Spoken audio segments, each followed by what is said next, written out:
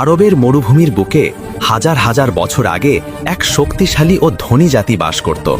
তারা কওমে সামুদ নামে পরিচিত। তারা ছিল বিশাল দেহের অধিকারী, সুঠাম ও অপরিসীম শক্তির প্রতীক। তাদের স্থাপত্য শৈলী ছিল অবিশ্বাস্য। তারা উঁচু উঁচু পাহাড়ের বুক চিরে বিলাসবহুল প্রাসাদ ও বসতি নির্মাণ করত। তাদের ক্ষমতা, কারিগরি এবং ঐশ্বর্য সর্বত্র ছড়িয়েছিল। কিন্তু এই ঐশ্বর্যের সঙ্গে তাদের হৃদয়ে জন্ম নেয় চরম অহংকার। আমাদেরকে কেউ রুখতে পারে না। আমাদের কোনো অদৃশ্য ঈশ্বরের প্রয়োজন নেই। তারা নিজেদের পৃথিবীর সবচেয়ে শক্তিশালী জাতি মনে করত এবং ঘোষণা করত, আমাদেরকে কেউ রুখতে পারে না, আমাদের কোনো অদৃশ্য ঈশ্বরের প্রয়োজন নেই। সময়ের সঙ্গে সঙ্গে তারা তাদের প্রকৃত স্রষ্টা আল্লাহ রাব্বুল আলামিনকে ভুলে গেল। তারা নিজেদের হাতে পাথর কেটে বিশাল বিশাল মূর্তি বানালো এবং সেগুলোকে প্রভু হিসেবে পূজা করতে শুরু করল। তারা বলেছিল, আমাদের পূর্বপুরুষরা যেভাবে এই মূর্তিগুলোর পূজা করেছেন আমরাও তাই করব। তাদের সমাজে মিথ্যা, চুরি, হত্যা এবং প্রকাশ্য লজ্জাহীনতা ছড়িয়ে পড়েছিল। তারা পরকাল ও কিয়ামতকে সম্পূর্ণ ভুলে গিয়েছিল। এই বিপদগামী জাতির হেদায়েতের জন্য আল্লাহ তাদেরই মধ্য থেকে হযরত সালেহ আলাইহিসসালামকে নবী হিসেবে পাঠালেন। সালেহ আলাইহিসসালাম ছিলেন নেক, বুদ্ধিমান ও সত্যবাদী হিসেবে সুপরিচিত এবং তার জাতি তাকে শ্রদ্ধা করত। যখন তিনি তাওহীদের দাওয়াত দিলেন এবং আল্লাহর একত্বের কথা বললেন, তখন সেই শ্রদ্ধাশীল লোকেরা তাকে অস্বীকার করতে শুরু করল। তারা বলল, তুমি তো আমাদের মতো একজন মানুষ, তুমি কি আমাদের দেবতার উপাসনা করতে নিষেধ করছো? তুমি তো এক অদ্ভুত নতুন কথা নিয়ে এসেছ।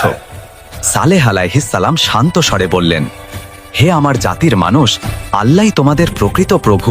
তিনি তোমাদের মাটি থেকে সৃষ্টি করেছেন। তোমরা শুধু তারই ইবাদত করো এবং তারই সাহায্য প্রার্থনা করো। জাতির নেতারা চ্যালেঞ্জ ছুড়ে দিয়ে বিদ্রূপ করল, যদি সত্যই তুমি নবী হও, তবে আমাদের একটা নিদর্শন বা মুজিজা দেখাও। যদি সত্যিই তুমি নবী হও, তবে আমাদের একটা নিদর্শন বা মুজিজা দেখাও। তাদের সর্দাররা চাইল পাহাড়ের ভেতর থেকে একটি জীবন্ত, সুস্থ ও শক্তিশালী উটনি বের করে দেখাতে হবে। হযরত সালেহ আলাইহিসসালাম আল্লাহর কাছে দোয়া করলেন। সবার চোখের সামনে সেই বিশাল চাট্টান কেঁপে উঠল, ফাটল ধরল এবং আল্লাহর কুদরতে পাথর থেকে একটি উজ্জ্বল, বলিষ্ঠ উটনি বেরিয়ে এলো। মানুষ হতবাক হয়ে গেল। সালেহ আলাইহিসসালাম সতর্ক করলেন, এই উটনি তোমাদের প্রভুর নিদর্শন, একে কষ্ট দিও না, আল্লাহর জমিনে একে স্বাধীনভাবে চড়তে দিও। এই উটনি তোমাদের প্রভুর নিদর্শন, একে কষ্ট দিও না, আল্লাহর জমিনে একে স্বাধীনভাবে চড়তে দিও। দিন এটি পানি পান করবে আর পরের দিন অন্য সব পশু পানি পান করবে। এই অলৌকিক দৃশ্য দেখার পরেও অধিকাংশ মানুষ তাদের অহংকার ও জেদে অটল রইল। তারা এই উটনিকে আল্লাহর আমানত না মেনে বরং তাদের সমাজে এক বোঝা হিসেবে দেখল। এক রাতে কিছু ষড়যন্ত্রকারী গোপনে তীর ও বর্ষা দিয়ে সেই উটনিটিকে নির্মমভাবে হত্যা করল। এই খবর শুনে হযরত সালেহ আলাইহিসসালাম গভীর বেদনায় বললেন, তোমরা এমন এক কাজ করেছো যা আল্লাহ কঠোরভাবে নিষেধ করেছিলেন। এখন তোমরা 3 দিন তোমাদের ঘরে অবস্থান। তোমরা এমন এক কাজ করেছ যা আল্লাহ কঠোরভাবে নিষেধ করেছিলেন। এখন তোমরা 3 দিন তোমাদের ঘরে অবস্থান করো, এরপর আল্লাহর শাস্তি তোমাদের ওপর নেমে আসবে। কাফেররা তার কথাকে উপহাস করল। তারা জানত না এই 3 দিনই তাদের জীবনের শেষ সময়। তৃতীয় দিনের শেষ প্রহরে হযরত সালেহ আলাইহিসসালাম তার ঈমানদার সঙ্গীদের নিয়ে নগর ছেড়ে চলে গেলেন। আর তখনই নেমে এলো আল্লাহর হুকুম। প্রথমে এক প্রচণ্ড গর্জন, এক এমন ভয়াবহ আওয়াজ যা আকাশ জমিন কাঁপিয়ে দিল। তারপর এলো এক ভয়ঙ্কর ঝড়। এই শাস্তি তাদের উঁচু উঁচু পাহাড় কেটে বানানো প্রাসাদগুলোকে ধূলিসাৎ করে দিল।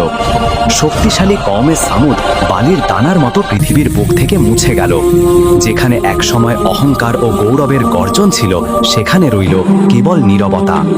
কওমে সামুদের কাহিনী কেবল এক প্রাচীন জাতির পতনের গল্প নয়, এটি মানুষের অহংকার, অবাধ্যতা এবং ভুলে যাওয়া বিশ্বাসের করুণ পরিণতির এক অনন্ত শিক্ষা। আল্লাহ কাউকে শক্তি, ঐশ্বর্য বা প্রজ্ঞা দেন, কিন্তু যখন মানুষ সেই শক্তির অহংকারে স্রষ্টাকে অস্বীকার করে, তখন ধ্বংস নিশ্চিত। আজও মাদায়েন সলেহ বা হেজরায় সেই পাহাড়গুলোতে তাদের চিহ্ন রয়েছে, যা এই জাতির ধ্বংসের নীরব সাক্ষ্য বহন করছে। আপনার এই ইসলামিক ভিডিওটি যদি ভালো লাগে তাহলে লাইক, কমেন্ট ও সাবস্ক্রাইব করতে ভুলবেন না।